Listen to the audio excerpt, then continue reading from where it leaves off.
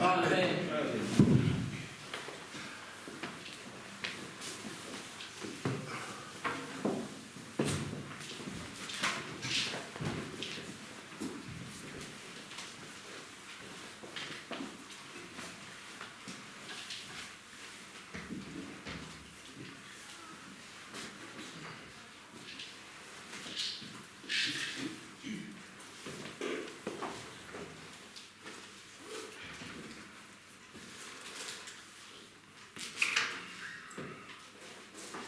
Nous allons lire le psaume 133.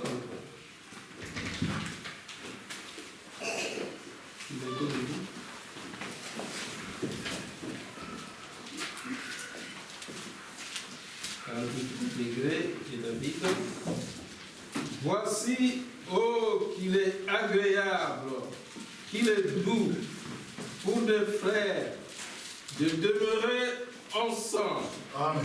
C'est comme l'huile précieuse qui, répandue sur la tête, descend sur la barbe d'Aaron, qui descend sur les bords de ses vêtements. C'est comme la rosée de l'Hermon qui descend sur les montagnes du ciel. Car c'est là que l'Éternel envoie la bénédiction, la vie pour l'éternité. Amen. Amen. Que le Seigneur bénisse notre sang. Amen.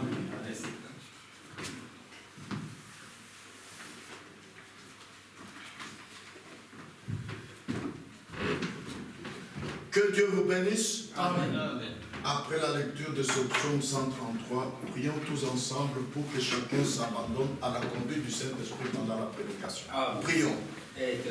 Notre Père Céleste, Dieu très saint, je te loue, je te glorifie de m'avoir accordé la grâce de me réveiller étant bon santé physique et spirituelle ce matin et ayant l'esprit tourné vers ta maison dans laquelle je me trouve actuellement.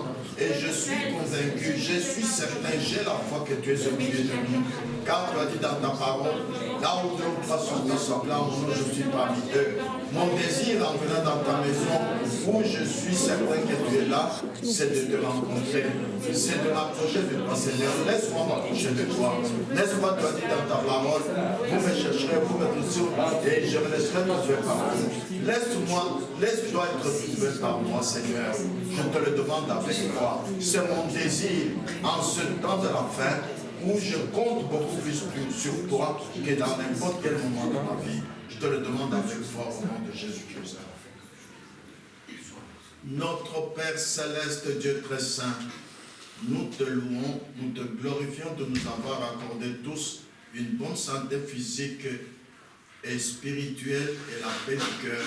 C'est ce qui nous a permis de quitter nos maisons pour venir dans ta maison où nous croyons du fond de notre cœur que tu es présent au milieu de nous. Car tu as dit dans ta parole, là où deux ou trois sont assemblés en mon nom, je suis parmi eux. Amen. Nous ne voulons pas d'un Dieu historique, Seigneur. Révèle-toi à nous. Agis au milieu de nous, Seigneur. Fais de ce culte une réunion particulière où toi, notre Dieu, tu vas agir. Nous souhaitons cela. Ô Dieu Tout-Puissant, tu as dit dans ta parole, vous me chercherez et vous me trouverez. Si vous me cherchez de tout votre cœur, je me laisserai être trouvé par vous. C'est toi qui l'as dit, Seigneur. Alors, comme nous te cherchons de tout notre cœur, laisse-toi être trouvé par nous, Seigneur, et nous partirons dans la joie étant édifiés et étant bénis. Guéris les malades qui sont parmi nous, Seigneur, c'est ta promesse dans l'Écriture. Console tous ceux qui sont affligés et ramène dans la bergerie ta brebis qui est égarée. Satan n'est pas plus puissant que toi, non, c'est toi le Tout-Puissant. Nous te le demandons avec foi, dans le nom glorieux et tout-puissant de Jésus-Christ. Amen. Asseyez-vous, je vous en prie. C'est avec joie que je salue chaque frère et chaque sœur dans le nom précieux de Jésus-Christ. Amen. Plus que jamais, nous avons besoin de notre Dieu. En ce moment où nous vivons, les événements qui sont en train de se passer s'aggravent de plus en plus parce que Moscou a utilisé pour la première fois un missile supersonique au-dessus de l'Ukraine. pour la défense antiaérienne et Moscou, ça j'étais étonné de l'entendre, est le seul dans le monde à avoir ce missile jamais utilisé dans une guerre. Et pour la première fois, il l'a utilisé. Bien que l'Amérique et la Corée du Nord sont en train de développer leurs missiles. Et ceci pourrait changer la donne dans les jours à venir en cas de guerre. Ah. D'après la prédication que j'ai donnée mardi passé, pourquoi est-ce que Dieu nous permet de vivre cette guerre de l'Ukraine? Parce que Frère Branham dit que Dieu n'a jamais amené le monde à la destruction sans que le monde soit d'abord dans l'esprit de destruction. Ah, pour le moment, tout le monde, il y en a qui s'en foutent, mais il y en a qui savent que non. Comme Moscou maintenant a exercé ces missiles, comment dirais-je, supersoniques, la menace nucléaire est très imminente. La guerre nucléaire, autrefois impensable, est imminente. Et pour nous les croyants, nous savons que le monde entier est en alerte. On ne sait pas ce qui peut arriver demain. Mais pour nous, on n'a pas peur de la mort. Mais qu'est-ce que cela nous enseigne? Veillez et soyez prêts. Ah. Vous direz, mes frères, mais qu'est-ce qui me manque? La foi de l'enlèvement. La perfection. Soyez prêts. Mettez-vous en ordre avec Dieu. Amen. Amen. Que Dieu vous bénisse. Amen. Aujourd'hui, je vais donner ma dernière prédication pour cette tranche de prédication que j'ai donnée. Parce qu'à partir de mardi, notre frère, j'oublie toujours son nom, pardon? Frère Flavien reprend la chair à partir de mardi, une semaine ou 2 semaines, comme Dieu le conduira. Amen. Amen. Je vous invite à vous lever.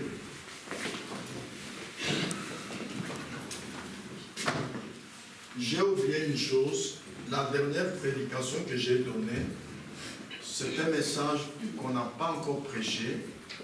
C'est Sœur Liliane qui m'imprime des brochures, qui m'avait imprimé ça il y a longtemps, mais j'ai trouvé ça dans mes brochures. Elle est neuve, cette brochure. Elle n'est même pas dans la bibliothèque. Alors j'en ai photocopié vendredi 2, que je vais remettre à Frère Luc à partir de mardi. Je vous conseille de lire cette brochure, la préparation. Elle sera dans la bibliothèque à partir de mardi. C'est vraiment des choses récentes de ce qui arrive dans le monde maintenant. C'est comme par hasard que Dieu m'a conduit à lire ça. Ce n'est pas par hasard. Ce sont des choses qui arrivent maintenant.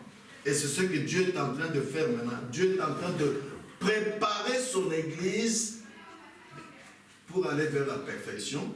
Préparer son Église pour avoir la foi de l'enlèvement. C'est là-dedans. Que Dieu vous bénisse. Amen. Nous lirons maintenant dans Genèse 22, versets 7 et 8. Et dans Jean 12, verset 32.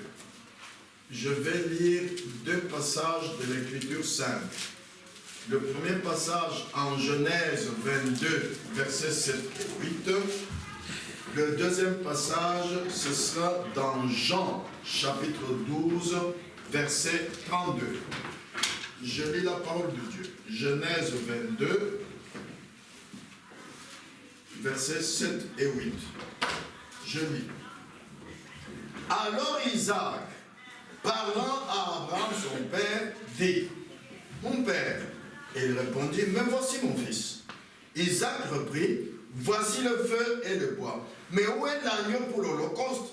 Abraham répondit, mon fils, Dieu se pourvoira lui-même de l'agneau pour l'holocauste. Et ils marchaient tous deux ensemble. Amen. Amen. Asseyez-vous, je lis le deuxième passage dans l'Évangile selon Jean, chapitre 12, verset 32. Je lis. Et moi, quand j'aurai été élevé de la terre, j'attirerai tous les hommes à moi. Amen. Amen. Que Dieu bénisse sa parole. sujet que nous allons aborder aujourd'hui, c'est accepter la voie à laquelle Dieu a pourvu au temps de la fin. Il y a plusieurs voies que les gens empruntent, sur lesquelles les gens marchent. Mais en réalité, il n'y a que deux voies qu'un homme peut suivre. Ce sont un, la bonne voie, deux, la mauvaise voie. Il n'y a pas de troisième voie, il n'y a pas d'intermédiaire. Nous lisons dans la Bible, dans Matthieu, chapitre 7, versets 13 et 14. Matthieu, chapitre 7,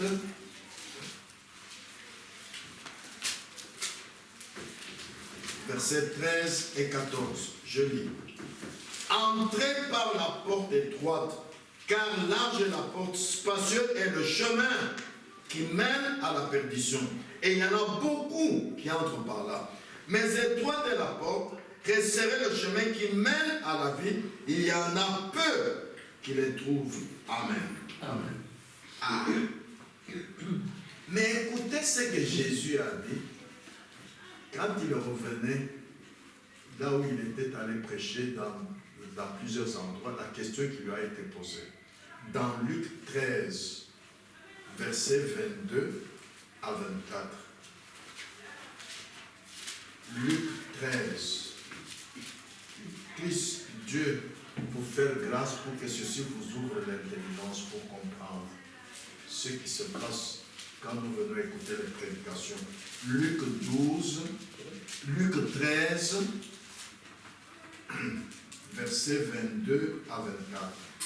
Jésus traversait les villes et les villages, enseignant et faisant route vers Jérusalem. Quelqu'un lui dit, Seigneur, n'y a-t-il que peu de gens qui soient sauvés? Vous voyez, après la prédication, toi le Seigneur, que nous admirons, Nicodème lui a même dit, personne ne peut faire ces choses que tu fais si Dieu n'est avec lui. Mais je leur dis, mais toi qui prêches si bien, et les miracles t'accompagnent, comment il n'y a que peu qui sont sauvés? Oh, frères et sœurs, que Dieu nous aide à saisir ce que Dieu a voulu nous enseigner ici. Quelqu'un lui dit, verset 23, Seigneur, n'y a-t-il que peu de gens qui soient sauvés? Il répondit, efforcez-vous d'entrer par la porte étroite, car je vous le dis, beaucoup chercheront à entrer et ne le pourront pas. Quand la parole de Dieu est prêchée, n'essayez pas d'y ajouter votre connaissance. N'essayez pas de penser que vous-même, vous l'avez comprise. Non, personne ne peut comprendre Dieu. Quand la parole est prêchée et que vous prenez la voie des hommes, c'est la mauvaise voie. Vous avez tout perdu. Quand la parole est prêchée, prenez la voie de Dieu, c'est la bonne voie. Il n'y a que deux voies. Nous tous ici maintenant, chacun de nous est sur l'une de ces deux voies. L'un de ces deux chemins. La bonne voie ou la mauvaise voie. Même si vous allez à l'église, même si vous avez écouté des prédications des années, ça dépend sur quelle voie vous marchez. Ah! C'est soit vous êtes sur la bonne voie ou la mauvaise voie. Il n'y a pas de voie intermédiaire. Non, non. Jésus a dit, vous ne pouvez servir Dieu et mammon. Mammon, c'est le monde. Frères et sœurs, sondez bien les Écritures.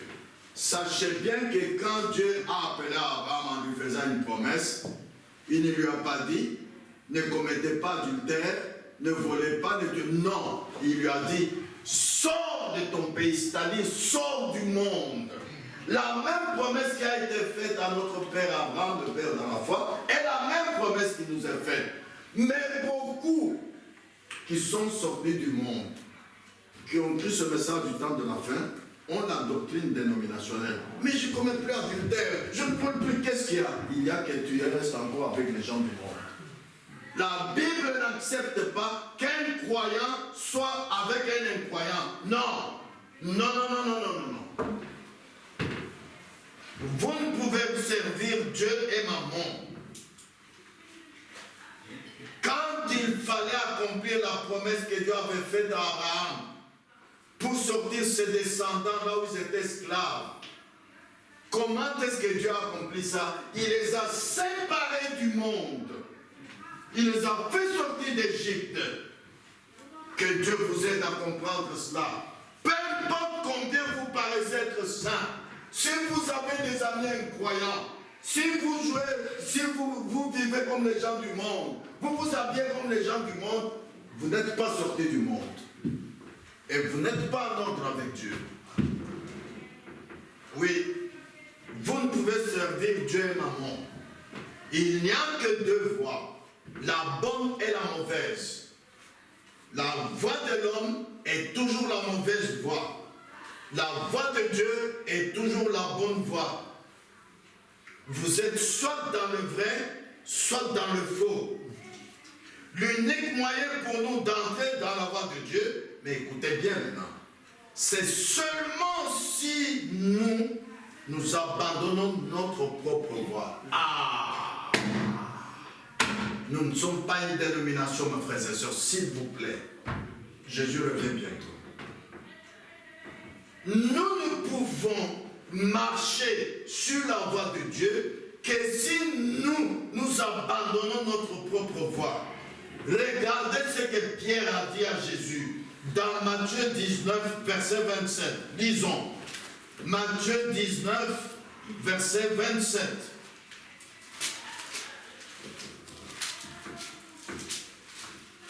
Pierre, prenant alors la parole, lui dit, voici, nous avons tout quitté et nous t'avons suivi. Qu'en sera-t-il pour nous? Alléluia. Effectivement, voici comment ils ont tout quitté pour suivre Jésus. Lisons cela dans Matthieu chapitre 4, verset 17 jusqu'au verset 22. Matthieu chapitre 4, verset 17 jusqu'au verset 22. Je lis. Dès ce moment, Jésus commença à prêcher et à dire, repentez-vous car le royaume des cieux est proche. Comme il marchait le long de la mer de Galilée, il vit deux frères, Simon appelé Pierre et André son frère qui jetaient un filet dans la mer car ils étaient pêcheurs. Il leur dit, suivez-moi et je vous ferai pêcheurs de l'homme. Aussitôt, ils laissèrent les filets et le suivirent. Ils laissèrent leur travail pour suivre Jésus. Oh là là! Quelle instruction biblique! De là, étant allé plus loin, il vit deux autres frères, Jacques, fils de Zébédée, et Jean, son frère, qui étaient dans une barque avec Zébédée, leur père, et qui réparaient leurs filets. Il les appelait aussitôt, ils laissèrent la barque et leur père et le suivirent. Alléluia! Vous voyez comment suivre Jésus. Je reviens toujours à Abraham. Cela n'a pas pénétré dans beaucoup de frères et sœurs. Quand Dieu appelait Abraham, il a dit, quitte ton père. C'est ce qu'ils ont fait également ici. Je viens de le dire. Ils ont quitté leur père. Quitte ton père, ta famille, ta ville, ton pays. Va dans le pays que je te montrerai. C'est la même promesse que Jésus a faite dans tous les temps, depuis Abraham. Sortez du milieu d'eux. Voilà ce qui nous est promis. Ne touchez pas à ce qui est impur et je vous accueillerai. Jésus a dit, quand le Fils de l'homme reviendra sur terre, trouvera-t-il la foi? Il n'a pas dit, trouvera-t-il des gens qui ne commettent pas de terre, qui ne boivent pas, qui ne fument pas? Non! Trouvera-t-il la foi? Le problème en est que les gens, même s'ils sont appelés par Dieu, ils continuent à utiliser leur propre connaissance, leur propre chemin, le chemin de l'homme, alors ils sont dans le faux. Ils sont dans le faux. Frères et sœurs, regardez bien comment, effectivement, les premiers disciples que Jésus a appelés, quand ils l'ont suivi, ils ont abandonné leur travail, leur famille, ils ont tout abandonné, dit Pierre, pour le suivre. Aujourd'hui, on ne dit pas à quelqu'un de ne pas travailler. Mais si ton travail, si quoi que ce soit, est un obstacle pour toi, afin d'entrer dans la voie de Dieu, sache que Dieu veut la première place, pas la deuxième. Cherchez d'abord le royaume de Dieu. Amen. S'il y a des gens qui ont même exposé leur vie à mourir dans le feu pour que la parole de Dieu reste ce qu'elle est, comment veux-tu être dans l'enlèvement avec eux? Pour toi, c'est non, écoutez, je ne serai pas là aujourd'hui, j'ai le travail. Oui, bien, très bien. Tu n'as pas donné à Dieu la première place. Tu es sur la mauvaise voie.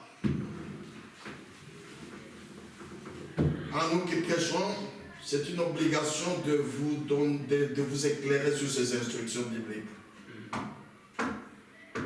Pierre est dans la première église du Nouveau Testament.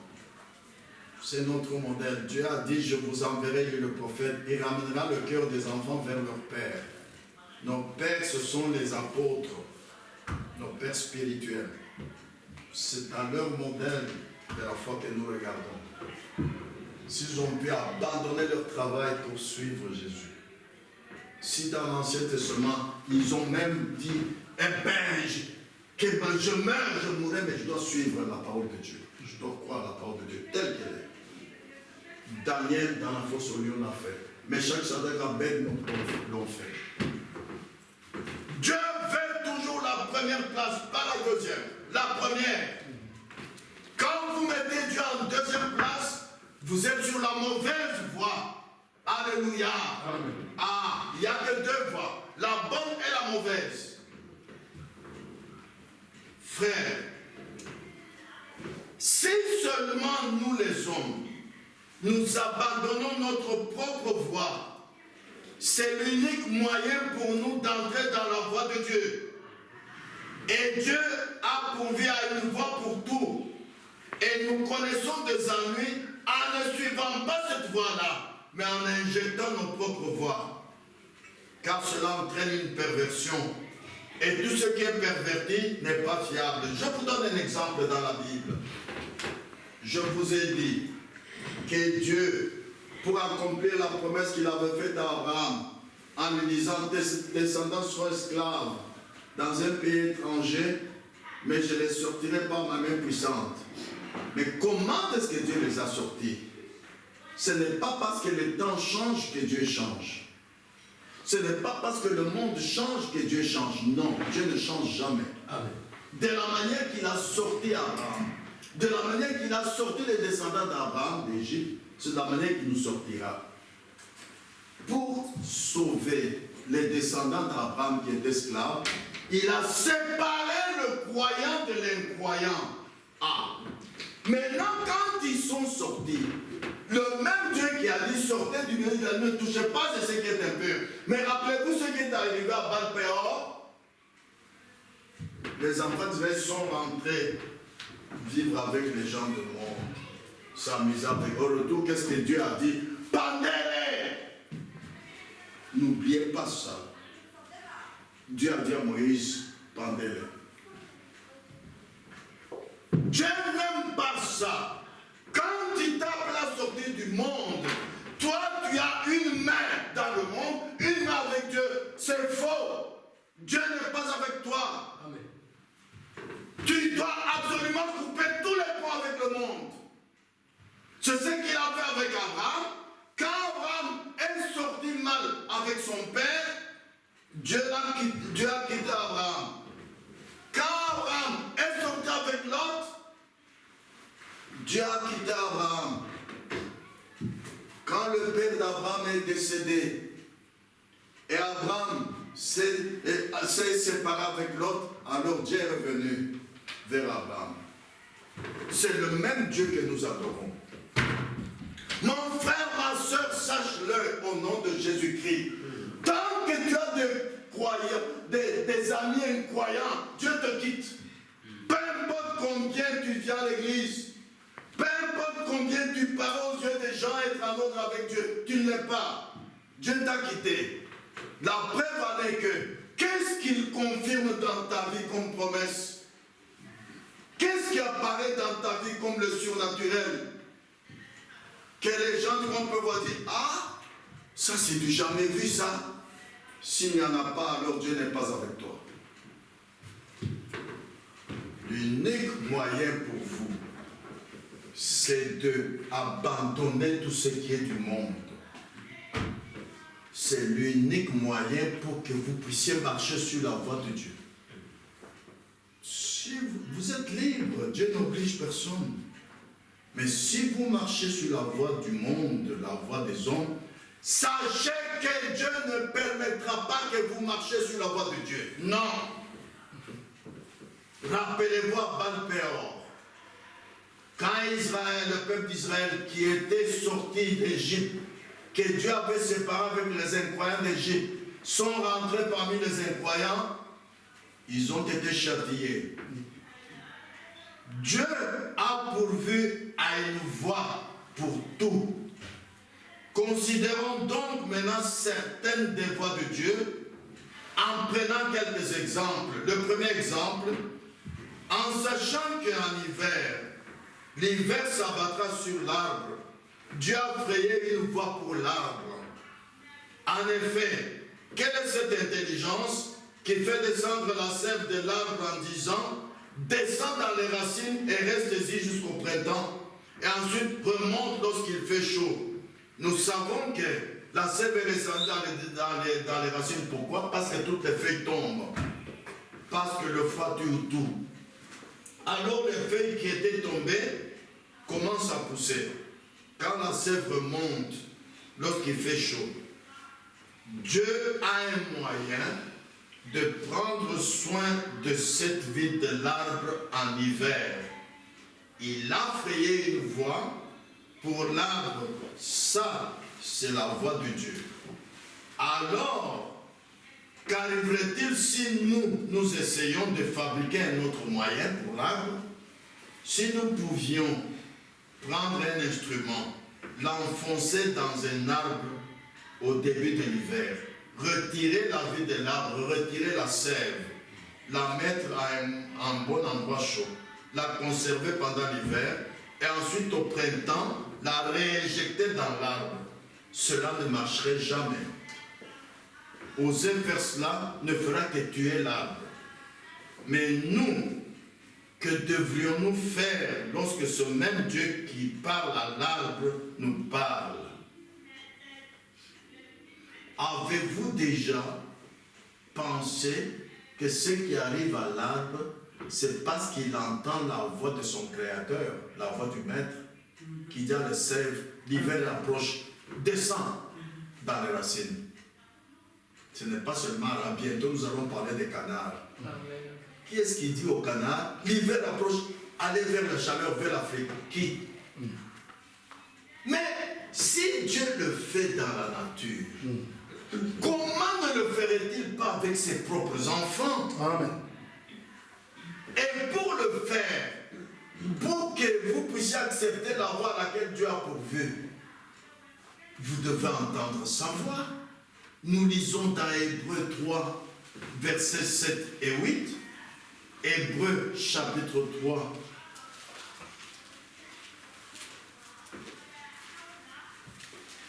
Versets 7 et 8.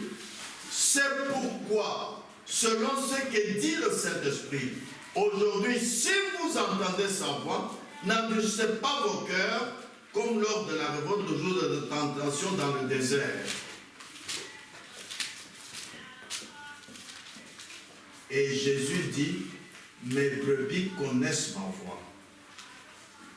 Frères et sœurs, je reviens toujours sur cette phrase, cette vérité, pour vous dire que nous ne sommes pas une dénomination. nous ne sommes pas ici pour vous enseigner un système que chacun doit suivre. Non. Chacun est libre. Frères et sœurs, je vous ai toujours dit que nous n'avons pas de règles d'église. Exemple, si une femme venait en pantalon ici, nous n'allons pas la chasser. Elle est libre d'entrer ici en pantalon. Ce n'est pas une règle d'église pour dire qu'aucune femme ne soit en pantalon. Non. Ce que nous prêchons, vous êtes libre de l'accepter ou de le refuser. Oui. C'est comme la voix de Dieu. Quand elle vous parle, vous avez le droit de refuser ou d'accepter. Et en général, les hommes refusent. Vous ne pouvez pas dire que la voix de Dieu ne te parle pas. Faux, elle te parle. Je vous ai toujours donné un exemple facile. Quelqu'un qui va aller à Paris, dès le réveil, son cœur lui dit n'y va pas, n'y va pas. Il arrive à la gare, le cœur continue à dire n'y va pas, n'entre pas dans ce train. Il entre, le train fait un déraillement, il y a beaucoup de blessés et de morts. Parmi les blessés à l'hôpital, il dira quelque chose me disait. Même vous qui venez à l'église, pourquoi nous n'entendons jamais dire Dieu m'a dit? Est-ce que vous entendez cette voix qui parle à l'arbre pour lui montrer la voie que Dieu a pourvue pour la vie de l'arbre?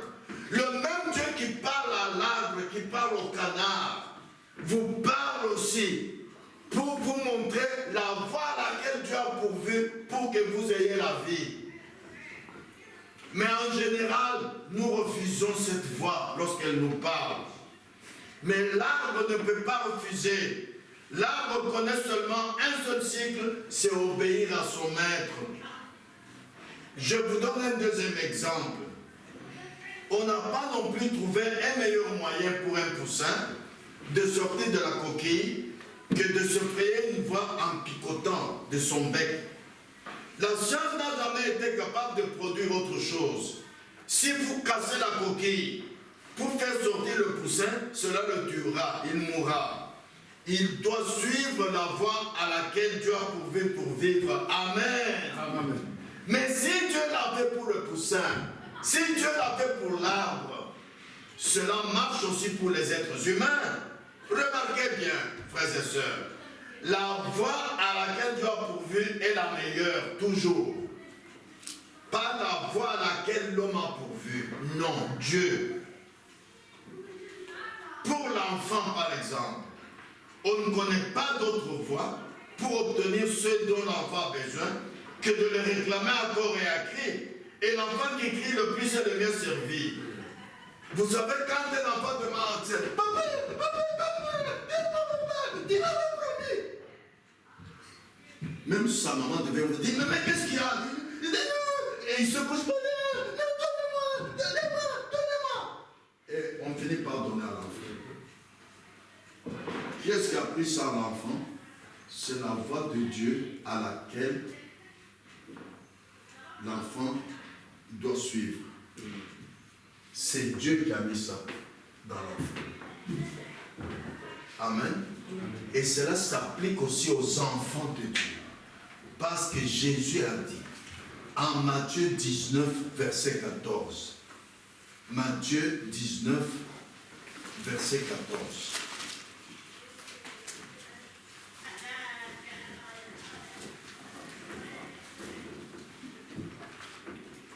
Versets 13 et 14. Alors on lui amenait des petits enfants afin qu'il leur imposât les mains et pria pour eux, mais les disciples les repoussèrent. Et Jésus dit, laissez les petits enfants et ne les empêchez pas de venir à moi. Maintenant écoutez. Car le royaume des cieux est pour ceux qui leur ressemblent. Alléluia. Le royaume de Dieu est pour ceux qui leur ressemblent.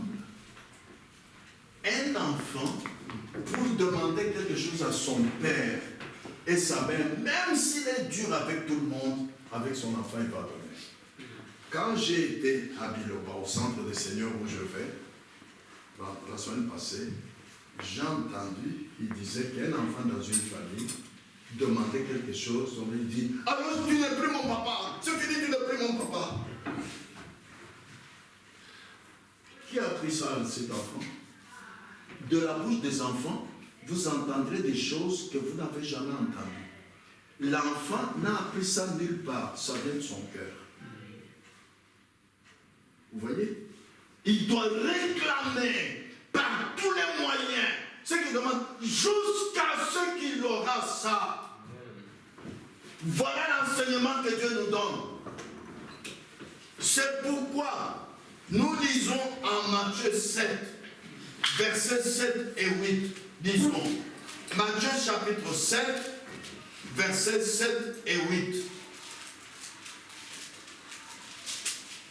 Demandez et l'on vous donnera. Cherchez et vous trouverez. Frappez et on vous ouvrira. Car quiconque demande reçoit. Celui qui cherche trouve et l'on ouvre à celui qui frappe. Amen.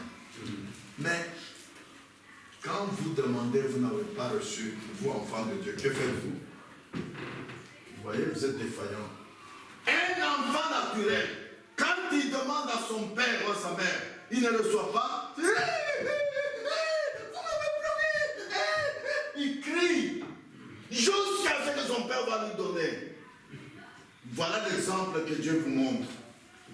Et vous ne voulez pas ce. C'est pourquoi vous ne recevez jamais ce que vous demandez à Dieu. Vous devriez savoir comment demander. Jacques vous le dit en Jacques 4, verset 3. Jacques 4, verset 3. Vous demandez et vous ne recevez pas parce que vous demandez mal dans le but de satisfaire vos passions, dans le but de satisfaire votre connaissance, votre manière de marcher avec la parole de Dieu, votre manière humaine qui est mauvaise.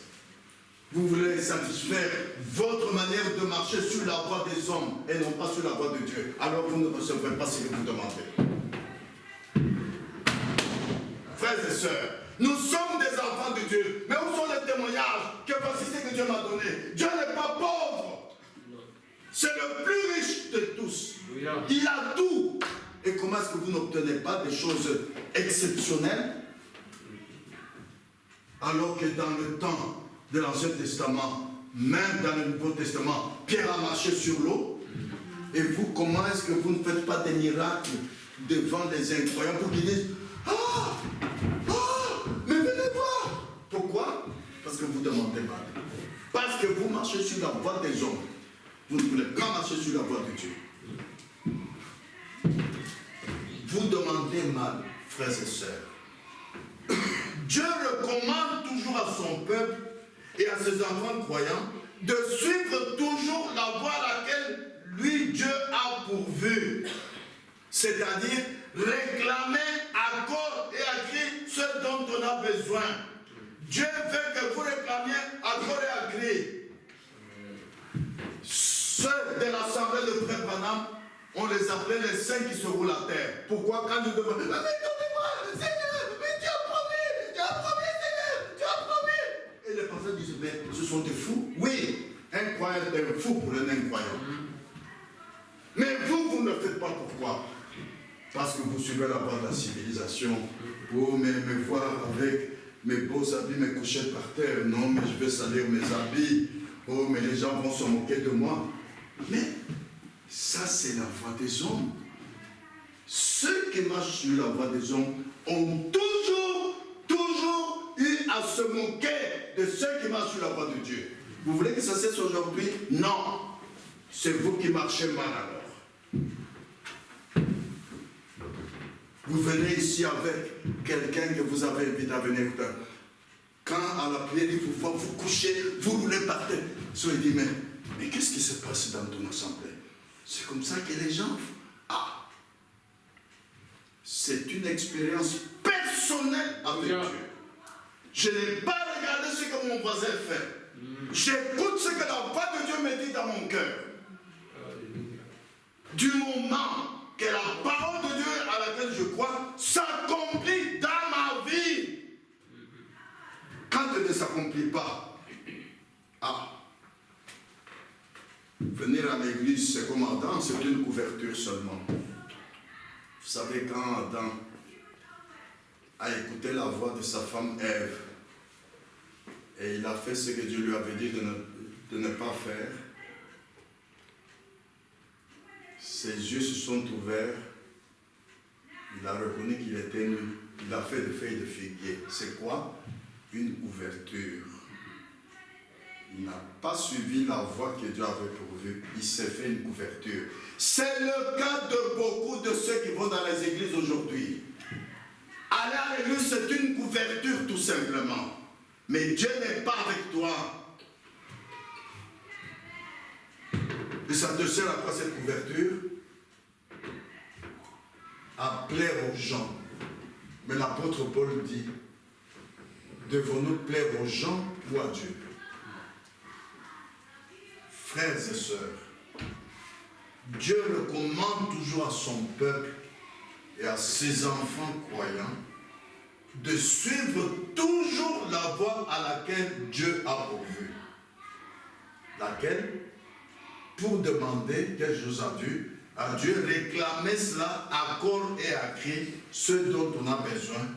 Dieu veut que vous réclamiez à corps et à cri. Je vous donne un exemple de l'un de nos pères spirituels, Pierre. Nous lisons dans Matthieu 14, versets 25 à 31. Matthieu 14. Parce que tout ce que nous vous prêchons doit être dans la Bible. Ce n'est pas le prédicateur qui le dit. Non, c'est dans la Bible. Je vais vous le montrer. Matthieu 14, versets 25 à 31. Je lis la parole de Dieu. À la 4e veille de la nuit, Jésus alla vers eux, marchant sur la mer. Quand les disciples le virent marcher sur la mer, ils furent troublés et dirent, c'est un fantôme! Et dans leur frayeur, ils poussaient des cris. Jésus leur dit aussitôt, rassurez-vous, c'est moi, n'ayez pas peur. Pierre lui répondit, Seigneur, si c'est toi, ordonne que j'aille vers toi sur les eaux. Et il dit, viens. Pierre sortit de la barque et marcha sur les eaux pour aller vers Jésus. Mais voyant que le vent était fort, il eut peur. Et comme il commençait à enfoncer, il s'écria, Seigneur, sauve-moi! Ah, mon frère Jean-Marie, tu viens lire. Sinon les frères vont dire, frère Kanda nous commence à nous donner ses pensées. Non, non, non, non. Je vous enverrai Élie le prophète. Viens lire même. Ce que Pierre a fait là, c'est une instruction pour nous. Acceptez la voie à laquelle Dieu a pourvu. Paragraphe 178, 179, 5 jusqu'ici. Lis lentement. Suivez bien, frères et sœurs, c'est la chose que beaucoup ne font pas. Alors ils marchent sur la voie des hommes et non pas sur la voie de Dieu. Regardez ce que Dieu exige. Pierre l'a fait. Il a crié, Seigneur, sauve-moi. Amen. Et cette main éternelle a été tendue et l'a relevée. Non, commence. Ah, c'est ici. un Commence à 178 et tu descends. Ah oui. Lorsque Pierre a commencé à marcher sur les eaux, Oui. il pensait bien s'en tirer. Voyez-vous quelle grande œuvre j'accomplis. Il a commencé à sombrer, il n'a pas dit, eh bien, je pense que cela a failli. Il tombe jusqu'au fond, quelques bulles montent et c'est tout ce qu'il y avait là. Voyez? Non, non. Il a crié. Il a crié. Seigneur, sauve-moi. Seigneur, sauve-moi. Amen. Et cette main éternelle a été tendue et il l'a relevée. Pourquoi il a crié? C'est ça le problème de l'Église. Nous ne restons pas là assez longtemps. Nous ne crions pas assez longtemps. Alléluia. Nous ne nous y accrochons pas fermement. Si un petit enfant a besoin de quelque chose, il va gigoter, crier et rougir. Amen. Voilà l'instruction qui nous est donnée par Élie le prophète, frère Branham, le prophète de notre temps. Ce que nous ne faisons pas, alors en ce moment, nous demandons mal. Vous savez, je reviens toujours à l'instruction que je vous ai donnée ici sur le corps humain. Vous savez que quand je regarde seulement quelqu'un dans les yeux, je peux lire ce qu'il y a dans son cœur. Et vous, quand votre bouche parle, Seigneur, donne-moi ceci, donne-moi cela, ça doit correspondre à ce qui est dans votre cœur à l'intérieur. Sinon, vous êtes un hypocrite. Mais tandis que pour beaucoup, la chose qu'ils demandent à Dieu est très importante. Et ça fait longtemps qu'ils demandent à Dieu, Dieu ne donne pas. Normalement, dans la vie humaine, si mon frère me donne de l'argent, quand je le vois, je veux me dire, mais ça fait longtemps que tu me donnes l'argent, ça fait longtemps. Mais pourquoi dans le spirituel vous ne le faites pas? Jésus a dit dans Jean 3,12, si vous ne croyez pas quand je vous ai parlé de choses terrestres, comment croirez-vous quand je vous parle des choses célestes? Cela nous enseigne que toutes les choses terrestres sont une image des choses célestes. Amen. De même que la chose que vous voulez, quand elle tarde, les incroyants disent vous craquez, vous voyez, mais la Bible nous enseigne que vous criez, vous insistez, vous montrez à Dieu l'urgence, surtout qu'elle lui a promis, alors il va, par amour, vous allez maintenant réveiller l'amour pour dire, mon enfant là-bas ça ne va plus, je vais lui donner. Mais ça, nous ne le faisons pas. Vous voyez, quand nous prions, ça devient des prières standards, des prières classiques.